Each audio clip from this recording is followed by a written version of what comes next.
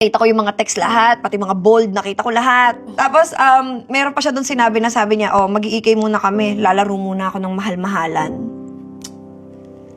Ay, putang ina mo. Makikipag-banding ka sa amin ng mga anak mo, tapos tatawagin mong mahal-mahalan. Paano ko patatawarin yun, Miss Tony? Kailan yun hindi magiging masakit sa akin? Oo, kasi pag nabasa mo yun, so nagpe-pretend ka lang this whole Oo, time. di mo kami mahal ng mga anak mo. So yung family moments, family time natin, pretend. Kailan ka totoo sa amin ng mga anak mo?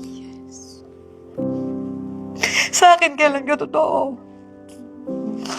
Pag may nangyayari sa atin, pag intimate tayo, yung mga kwentuhan natin, kailan dun yung totoo? Kailan dun yung mahal mo ko talaga?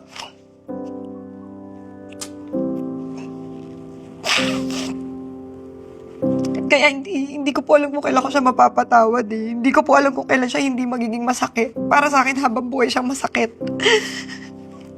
Alam mo kung may mga lalaking nanonood sa atin ngayon, this is what happens to a woman when you break their hearts. This is what happens to a woman you betray. Tapos mapapatanong ka, is it worth it? This is what happens to your family when you choose to betray them.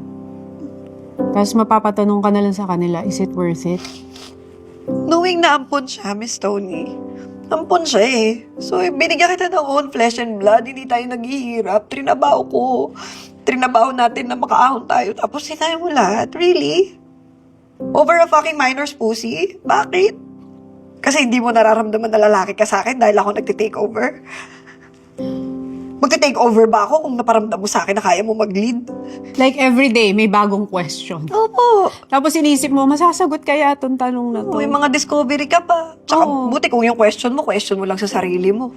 Mako-question mo pa yung intention pati sa'yo ng ibang tao. Hindi lang isang tao yung mako-question mo, Miss Tony. Parang lahat na maano ka na, parang magiging suspicious ka na sa lahat ng intention ng mga tao sa paligid mo.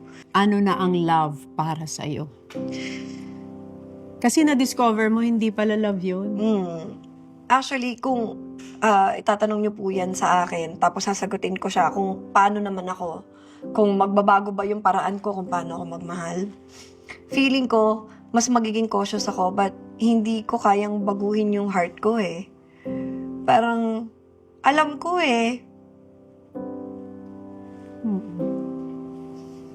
Kaya po siya nakakatakot, Miss Tony, kasi alam ko na pagka may dumating ulit, alam ko eh, na hindi naman ako magbabago eh. Ganun ka pa rin magmahal. Ganun ko pa din mamahalin kasi yun yung heart ko eh. Buong buok. When your love is pure and genuine, it will never change. Regardless, kahit nasaktan ka ng tao na yan. Kung ganun ka talaga as a person, yun ka talaga as a person. And, alam ko po siya kasi iniisip ko eh, parang,